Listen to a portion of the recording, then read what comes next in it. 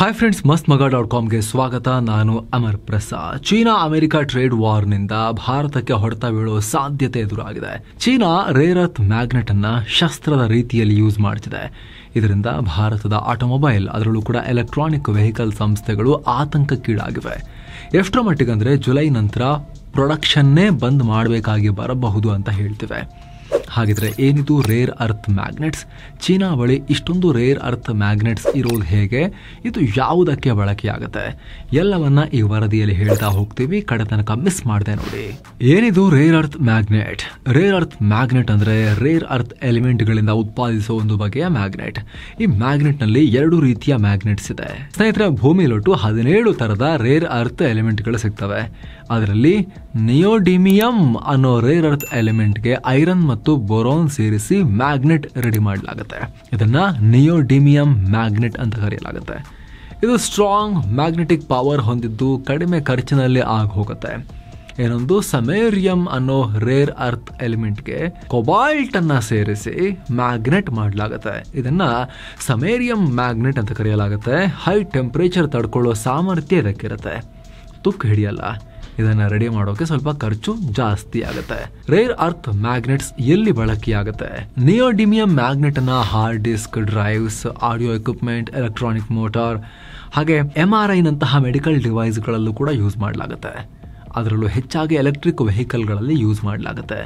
ಇಲ್ಲಿ strong magnetic field generate ಮಾಡೋಕೆ use ಮಾಡಲಾಗುತ್ತೆ. ಎಲೆಕ್ಟ್ರಿಕ್ ಎನರ್ಜಿ ಮೆಕ್ಯಾನಿಕಲ್ ಎನರ್ಜಿಗೆ ಬದಲಾಗಬೇಕು ಅಂದ್ರೆ ಮ್ಯಾಗ್ನೆಟಿಕ್ ಫೀಲ್ಡ್ ಪಾತ್ರ ದೊಡ್ಡದಿರುತ್ತೆ.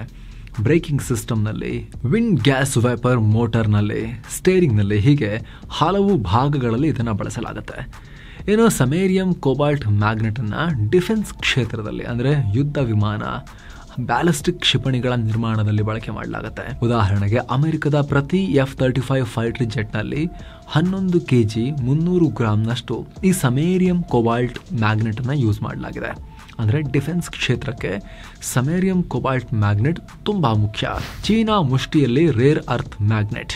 ಎಸ್, ಇಂಥ ಒಂದು ಅದ್ಭುತವಾದ ಜಗತ್ತಿನ ಕೀಲಿಕೈ ಚೀನಾ ಕೈಯಲ್ಲಿದೆ. ಒಟ್ಟಾರೆ ರೇರ್ ಅರ್ತ್ ಪ್ರೊಡಕ್ಷನ್ ನಲ್ಲಿ 69% ಚೀನಾ ಪಾಲು ಹೊಂದಿದೆ. ಈ ಲಿಸ್ಟ್ ಅಲ್ಲಿ ಜಸ್ಟ್ 1% ನೊಂದಿಗೆ ಭಾರತ 7ನೇ ಪ್ಲೇಸ್ ನಲ್ಲಿದೆ. ಅದರಲ್ಲೂ ರೇರ್ ಅರ್ತ್ ಮ್ಯಾಗ್ನೆಟ್ಸ್ ವಿಚಾರಕ್ಕೆ ಬಂದರೆ ವಿಶ್ವದ 90% ನಷ್ಟು ರೇರ್ ಅರ್ತ್ ಮ್ಯಾಗ್ನೆಟ್ಸ್ ಅನ್ನ ಚೀನಾ ಒಂದೇ ಉತ್ಪಾದಿಸುತ್ತೆ. ವಿಶ್ವದ ಎಲ್ಲ ರಾಷ್ಟ್ರಗಳಿಗೂ ಚೀನಾನೇ ಕೊಡೋದು. ಚೀನಾದಲ್ಲಿ ಈ ರೇರ್ ಅದಿರುಗಳ ನಿಕ್ಷೇಪ ಜಾಸ್ತಿ ಇದೆ. ಹಾಗಂತ ಈ ನಿಕ್ಷೇಪ ಇದ್ದ ಕೂಡಲೇ ಇವುಗಳನ್ನು ತೆಗೆಯೋಕೆ ಸಾಧ್ಯ ಇಲ್ಲ. ತುಂಬ ಆಧುನಿಕ ಟೆಕ್ನಾಲಜಿ ಬೇಕಾಗತ್ತೆ, ಖರ್ಚು ಜಾಸ್ತಿ ಮಾಡಬೇಕಾಗತ್ತೆ. ತುಂಬ ಪ್ರೊಸೆಸಿಂಗ್ ಆದಮೇಲೆ ಒಂದಿಷ್ಟು ಸಿಗುತ್ತೆ. ಗುಡ್ಡ ಆಗಿದ್ರೆ ಸಿಕ್ಕಾಪಟ್ಟೆ ಮಣ್ಣನ್ನು ಪ್ರೊಸೆಸ್ ಮಾಡಿದ್ರೆ ಸ್ವಲ್ಪ ಸಿಗುತ್ತೆ. ಸಿಕ್ಕಾಪಟ್ಟೆ ಕಷ್ಟಪಡಬೇಕು. ತುಂಬ ಲೇಬರ್ ಇಂಟೆನ್ಸಿವ್ ಜಾಬ್. ಪರಿಸರ ಮಾಲಿನ್ಯದ ಕನ್ಸರ್ನ್ ಕೂಡ ಇರುತ್ತೆ. ಲೇಬರ್ ಸೇಫ್ಟಿ ಬಗ್ಗೆ ಕೂಡ ಕನ್ಸರ್ನ್ ಇರುತ್ತೆ. ಆದರೆ ಚೀನಾ ಕಮ್ಯುನಿಸ್ಟ್ ಡಿಕ್ಟೇಟರ್ಶಿಪ್ ಇದು ಯಾವುದಕ್ಕೂ ಯಾರು ಕೇಳೋರಿಲ್ಲ. ಹಾಗಾಗಿ ಅದಕ್ಕೆ ಬೇಕಾಗಿರೋ ಎಲ್ಲ ವ್ಯವಸ್ಥೆಯನ್ನ ಚೀನಾ ಮಾಡಿಕೊಂಡಿದೆ. ಅದಕ್ಕೆ ಅಂತಲೇ 1980ರ ದಶಕದಿಂದಲೂ ದುಡ್ಡು ಸುರಿತಾನೆ ಬಂದಿದೆ. ಬೇರೆ ದೇಶಗಳಲ್ಲಿ ಪರಿಸರ ವಿಭಾಗದಿಂದ ರೆಸ್ಟ್ರಿಕ್ಷನ್ ಇದೆ. ಆದರೆ ಚೀನಾದಲ್ಲಿ ಅಂತಹ ಯಾವುದೇ ನಿರ್ಬಂಧಗಳಿಲ್ಲ. ಸುಲಭವಾಗಿ NOC ತಗೊಂಡು ಅದಿರು ತೆಗಿತಾ ಇದ್ದಾರೆ. 1987ರಲ್ಲಿ ಚೀನಾ ನಾಯಕ ಡೆಂಗ್ ಶಾಪಿಂಗ್ ಮಿಡಲ್ ಈಸ್ಟ್ ಬಳಿ ಆಯಿಲ್ ಇದ್ರೆ ಚೀನಾ ಬಳಿ ರೇರ್ ಅರ್ತ್ ಎಲಿಮೆಂಟ್ಸ್ ಇವೆ ಅಂತ ಅವತ್ತೇ ಹೇಳಿಕೆ ಕೊಟ್ಟಿದ್ರು, ಭವಿಷ್ಯವಾಣಿ ನುಡಿದಿದ್ರು. ಅದು ಇವಾಗ ನಿಜ ಆಗ್ತಾ ಇದೆ.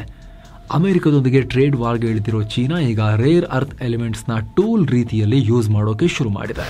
ಅಮೆರಿಕ ವಿರುದ್ಧ ಚೈನಾ ರೇರ್ ಅರ್ತ್ ಯುದ್ಧ. ಅಮೆರಿಕ 70% ನಷ್ಟು ರೇರ್ ಅರ್ತ್ ಎಲಿಮೆಂಟ್ಸ್ ಚೀನಾದಿಂದ ಆಮದು ಮಾಡಿಕೊಳ್ಳುತ್ತೆ. ಅದರಲ್ಲಿ ಈ ರೇರ್ ಅರ್ತ್ ಮ್ಯಾಗ್ನೆಟ್ ಕೂಡ ಒಂದು. ಆದರೆ 2022ರಿಂದ ಅಮೆರಿಕ ಚೀನಾಗೆ ಕಳಿಸ್ತಾ ಇದ್ದ ಸೆಮಿ ಕಂಡಕ್ಟರ್ಗಳ ಮೇಲೆ ಕೆಲವೊಂದು ನಿರ್ಬಂಧಗಳನ್ನು ಹಾಕೋಕೆ ಶುರು ಮಾಡಿತು.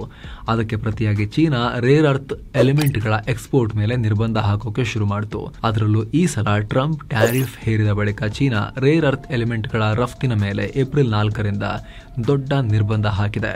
ಈಗ ಆಲ್ರೆಡಿ ಮ್ಯಾಗ್ನೆಟ್ ಸೇರಿದ ಹಾಗೆ 7 ರೀತಿಯ ರೇರ್ ಅರ್ತ್ ಎಲಿಮೆಂಟ್ಗಳನ್ನು ಆಮದು ಮಾಡಿಕೊಳ್ಳೋಕೆ ಕಷ್ಟ ಆಗ್ತಾ ಇದೆ. ಇದರಿಂದ ಅಮೆರಿಕದಲ್ಲಿ ಶಾರ್ಟೇಜ್ ಉಂಟಾಗಿದ್ದು ಹಲವು ಫ್ಯಾಕ್ಟರಿಗಳು ಮುಚ್ಚೋ ಸ್ಥಿತಿಗೆ ಬಂದಿವೆ. ಅಮೆರಿಕವನ್ನು ಬಗ್ಗಿಸೋಕೆ ಚೀನಾ ಈ ತಂತ್ರ ಅನುಸರಿಸ್ತಾ ಇದೆ. ಆದರೆ ಮೇಲ್ನೋಟಕ್ಕೆ ರೇರ್ ಅರ್ತ್ ಮ್ಯಾಗ್ನೆಟ್ಸ್ ಅನ್ನ ಮಿಲಿಟರಿ ಮತ್ತು ಡಿಫೆನ್ಸ್ ಕ್ಷೇತ್ರದಲ್ಲೂ ಬಳಕೆ ಮಾಡಲಾಗ್ತಾ ಇದೆ. ಹೀಗಾಗಿ ಭದ್ರತಾ ಕಾರಣಕ್ಕಾಗಿ ನಾವು ನಿರ್ಬಂಧ ಹಾಕಿದ್ದೀವಿ, ಡಿಫೆನ್ಸ್ ಯೂಸಿಗೆ ನಾವು ಯಾಕೆ ಕೊಡ್ಬೇಕು ನಿಮಗೆ ಅಂತ ಚೀನಾ ಕೇಳ್ತಾ ಇದೆ. ಈ ಹಿಂದೆ 2010ರಲ್ಲಿ ಜಪಾನ್ ಜೊತೆ ಮೀನುಗಾರಿಕೆ ವಿಚಾರದಲ್ಲಿ ಕಿರಿಕಿರಿ ಆದಾಗಲೂ ಕೂಡ ಚೀನಾ ಇದೇ ರೇರ್ ಅರ್ತ್ ಎಲಿಮೆಂಟ್ ರಫ್ತನ್ನ ಬಂದ್ ಮಾಡಿ ಅದನ್ನ ಟೂಲ್ ತರ ಶಸ್ತ್ರದ ರೀತಿಯಲ್ಲಿ ಯೂಸ್ ಮಾಡಿತ್ತು ಆ ವ್ಯಾಪಾರವನ್ನ. ಭಾರತದ ಮೇಲೆ ಯಾಕೆ ನಿರ್ಬಂಧ? ಸ್ನೇಹಿತರೆ, ಲಾಸ್ಟ್ ಇಯರ್ ಕಳೆದ ವರ್ಷ ಭಾರತ ಚೀನಾದಿಂದ ಎಷ್ಟು ತರಿಸ್ಕೊಂಡಿತ್ತು? 460 ಟನ್ ಅಷ್ಟು ರೇರ್ ಅರ್ತ್ ಮ್ಯಾಗ್ನೆಟ್ಸ್ ಅನ್ನ ಚೀನಾದಿಂದ ಆಮದು ಮಾಡಿಕೊಂಡಿತ್ತು. ಈ ಸಲ 700 ಟನ್ ಅಷ್ಟು ಆಮದು ಮಾಡಿಕೊಳ್ಳೋ ಅಂದಾಜಿತ್ತು.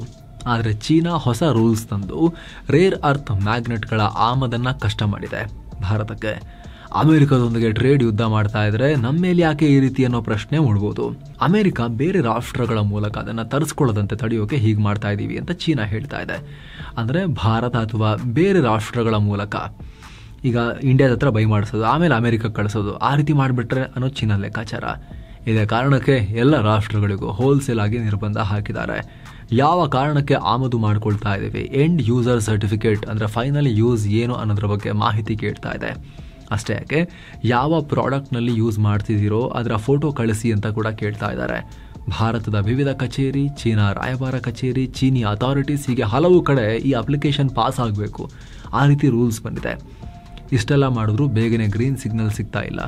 ಈಗ ಆಲ್ರೆಡಿ ನಾವು 30 ಅರ್ಜಿಗಳನ್ನು ಭಾರತೀಯ ರಾಯಭಾರ ಕಚೇರಿ ಕಡೆಯಿಂದ ಕ್ಲಿಯರ್ ಮಾಡಿ ಕಳಿಸಿದ್ದೀವಿ. ಆದರೆ ಚೀನಾ ಕಡೆಯಿಂದ ಗ್ರೀನ್ ಸಿಗ್ನಲ್ ಬಂದಿಲ್ಲ ಅಂತ TVS ಮೋಟಾರ್ ಸಂಸ್ಥೆ ಹೇಳ್ಕೊಂಡಿದೆ. ಇದೇ ರೀತಿ ಮುಂದುವರೆದ್ರೆ ಭಾರತದಲ್ಲಿ ಆಟೋಮೊಬೈಲ್ ವಸ್ತುಗಳು, ಅದರಲ್ಲೂ ಕೂಡ ಎಲೆಕ್ಟ್ರಾನಿಕ್ ವೆಹಿಕಲ್ಗಳು ದುಬಾರಿ ಆಗೋ ಸಾಧ್ಯತೆ ಇದೆ. ಬಜಾಜ್ ಕೂಡ ಬಹಳ ಕಷ್ಟ ಇದೆ ಫ್ಯೂಚರ್ನಲ್ಲಿ ಎಲೆಕ್ಟ್ರಿಕ್ ವಾಹನಗಳ ಪ್ರೊಡಕ್ಷನ್ ಅಂತ ಹೇಳಿದೆ. ಭಾರತ ಮತ್ತು ಚೀನಾ ಎರಡೂ ಕಡೆಯ ಅಧಿಕಾರಿಗಳಿಂದ ಕ್ಲಿಯರೆನ್ಸ್ ತಗೊಂಡು, ಅಂದರೆ ಭಾರತ ಸರ್ಕಾರ, ಚೀನಾ ರಾಯಭಾರ ಕಚೇರಿ ಎರಡೂ ಕಡೆ ಕ್ಲಿಯರೆನ್ಸ್ ತಗೊಂಡು ಕಳಿಸಿದ್ರೂ ಕೂಡ ಶಿಪ್ಮೆಂಟ್ ಲೇಟ್ ಮಾಡ್ತಿದ್ದಾರೆ ಅನ್ನೋದು ಬಜಾಜ್ನ ಒಂದು ಚಿಂತೆ ಆಗಿದೆ. ಸಂಕಷ್ಟದಲ್ಲಿ ಭಾರತದ ಆಟೋಮೊಬೈಲ್ ಕ್ಷೇತ್ರ. ಚೀನಾದ ಈ ನಡೆಗೆ ಭಾರತದ ಆಟೋಮೊಬೈಲ್ ಕ್ಷೇತ್ರದ ದಿಗ್ಗಜ ಕಂಪನಿಗಳು ಆತಂಕ ವ್ಯಕ್ತಪಡಿಸಿವೆ. ಈಗ ಆಲ್ರೆಡಿ ಇರೋ ಸ್ಟಾಕ್ ಜೂನ್ವರೆಗೆ ಬರ್ಬೋದು. ನಂತರವೂ ಚೀನಾ ಹೀಗೆ ಕಂಟಿನ್ಯೂ ಮಾಡಿದ್ರೆ ಎಲೆಕ್ಟ್ರಾನಿಕ್ ವೆಹಿಕಲ್ ಉತ್ಪಾದನೆಯನ್ನು ಸ್ಟಾಪ್ ಮಾಡಬೇಕಾಗಿ ಬರುತ್ತೆ ಅಂತ TVS ಮೋಟಾರ್ಸ್ ಹೇಳಿದೆ. ಬಜಾಜ್ ಆಟೋ ಲಿಮಿಟೆಡ್ ಕೂಡ ನಿಮಗಾಗಲೇ ಹೇಳಿದ ಹಾಗೆ ಇದೇ ಮಾತನ್ನು ಹೇಳಿದೆ. ಈ ಸಂಬಂಧ ಆಟೋಮೊಬೈಲ್ ಕಂಪನಿಗಳು ಆಲ್ರೆಡಿ PM ಆಫೀಸ್ಗೆ, ಬೃಹತ್ ಕೈಗಾರಿಕಾ ಇಲಾಖೆಗೆ, ವಾಣಿಜ್ಯ ಇಲಾಖೆಗೆ ಈ ಸಂಬಂಧ ಬ್ಯಾಕ್ ಟು ಬ್ಯಾಕ್ ಅರ್ಜಿಯನ್ನು ಹಾಕ್ತಾ ಇದ್ದಾರೆ, ರಿಕ್ವೆಸ್ಟನ್ನು ಕೊಡ್ತಾ ಇದ್ದಾರೆ, ಏನಾದ್ರು ಮಾಡಿ ಬೇಗ ಸಾಲ್ವ್ ಮಾಡಿಕೊಡಿ ಇಶ್ಯೂನ ಅಂತ. ಈ ಬಗ್ಗೆ ಪ್ರತಿಕ್ರಿಯೆ ಕೊಟ್ಟಿರೋ ಬೃಹತ್ ಕೈಗಾರಿಕಾ ಮಂತ್ರಿ HD ಕುಮಾರಸ್ವಾಮಿ, ಮುಂದಿನ 2-3 ವಾರಗಳಲ್ಲಿ ಚೀನಾಗೆ ಒಂದು ನಿಯೋಗವನ್ನು ಕಳಿಸ್ತೀವಿ, ಸಮಸ್ಯೆ ಬಗೆಹರಿಸೋಕೆ ಎಲ್ಲ ರೀತಿಯ ಪ್ರಯತ್ನಗಳನ್ನು ನಡೆಸ್ತೀವಿ ಅಂತ ಹೇಳಿದ್ದಾರೆ. ಉಳಿದ ದೇಶಗಳು ಉತ್ಪಾದಿಸುವುದಿಲ್ಲ ಯಾಕೆ? ಸ್ನೇಹಿತರೆ, ರಿಪೋರ್ಟ್ಸ್ ಪ್ರಕಾರ ಭಾರತದಲ್ಲಿ 70 ಲಕ್ಷ ಮೆಟ್ರಿಕ್ ಟನ್ ಅಷ್ಟು ರೇರ್ ಅರ್ತ್ ಎಲಿಮೆಂಟ್ಗಳಿವೆ. ಆದ್ರೆ ಅದನ್ನ ಸರಿಯಾಗಿ ಬಳಸ್ಕೊಳ್ಳೋದು ಕಷ್ಟ. ಆ ಕಷ್ಟ ಪಡೋಕೆ ನಾವು ರೆಡಿ ಇಲ್ಲ. 2024ರಲ್ಲಿ ಜಸ್ಟ್ 2900 ಮೆಟ್ರಿಕ್ ಟನ್ ಅಷ್ಟು ಮಾತ್ರ ಉತ್ಪಾದಿಸಲಾಗಿದೆ. ಇದನ್ನ ಸರ್ಕಾರಿ ಒಡೆತನದ mining of rare earth elements ಅನ್ನೋ ಸಂಸ್ಥೆ ನೋಡ್ಕೊಳ್ಳುತ್ತೆ. 2023ರಲ್ಲಿ ಆಂಧ್ರ ಪ್ರದೇಶದಲ್ಲಿ 15 ಬಗೆಯ ರೇರ್ ಅರ್ತ್ ಎಲಿಮೆಂಟ್ಗಳು ಪತ್ತೆಯಾಗಿದ್ವು. ಆದರೆ ಅವುಗಳನ್ನು ಸದ್ಬಳಕೆ ಮಾಡೋ ಟೆಕ್ನಾಲಜಿ ನಮ್ಮ ಹತ್ರ ಇನ್ನೂ ಬಂದಿಲ್ಲ. ಇನ್ನು ಅಮೆರಿಕ ಜಗತ್ತಿನ 11% ರೇರ್ ಅರ್ತ್ ಉತ್ಪಾದಿಸಿ 2ನೇ ಸ್ಥಾನದಲ್ಲಿದೆ. ಅಮೆರಿಕದಲ್ಲಿರೋ ಏಕೈಕ ರೇರ್ ಅರ್ತ್ ಮೈನ್ ಕೂಡ ಪ್ರೊಸೆಸಿಂಗ್ಗೆ ಚೀನಾವನ್ನೇ ಅವಲಂಬಿಸಿದೆ. ಆಗಿದ್ದಾರೆ ಮಣ್ಣು ಸಮೇತ ಅದನ್ನು ತುಂಬಿ ಹಡಗಲ್ ತುಂಬಿ ಕಳಿಸ್ತಾರೆ ಚೀನಾಗೆ. ಚೀನಾ ಪ್ರೊಸೆಸ್ ಮಾಡಿಕೊಡ್ಬೇಕು ಇವರಿಗೆ. ಹೇಗೇನು ಆರಂಭದಲ್ಲೇ ಹೇಳಿದ್ವಲ್ಲ, ಅಮೆರಿಕದಲ್ಲಿ ಮಾಲಿನ್ಯ ವಿಚಾರಕ್ಕೆ ಗಲಾಟೆ ಆಗುತ್ತೆ, ಕಾರ್ಮಿಕರ ಸೇಫ್ಟಿ ಬಗ್ಗೆ ಗಲಾಟೆ ಆಗುತ್ತೆ, ಕೂಲಿ ಕೂಡ ಜಾಸ್ತಿ, ಮಣ್ಣೆಲ್ಲ ಪ್ರೋಸೆಸ್ ಮಾಡಿ ಅದ್ರ ತೆಗೆಯುವಂಥ ಕಾರ್ಮಿಕರ ಸಂಖ್ಯೆ ಕಮ್ಮಿ ಇದೆ. ಹೀಗಾಗಿ ಚೀನಾ ಕಳಿಸ್ಕೊಡ್ತಾರೆ. ಇನ್ನು ಯುರೋಪಿಯನ್ ರಾಷ್ಟ್ರಗಳು ಕೂಡ ರೇರ್ ಅರ್ತ್ ಎಲಿಮೆಂಟ್ಗಾಗಿ ಚೀನಾದ ಮೇಲಿನ ಅವಲಂಬನೆಯನ್ನು ತುಂಬ ಹೊಂದಿದ್ದಾವೆ. ಅದನ್ನು ಕಮ್ಮಿ ಮಾಡೋಕ್ಕೆ ಅವರು ತುಂಬ ಟ್ರೈ ಮಾಡ್ತಿದ್ದಾರೆ, ಇನ್ನೂ ಆಗಿಲ್ಲ.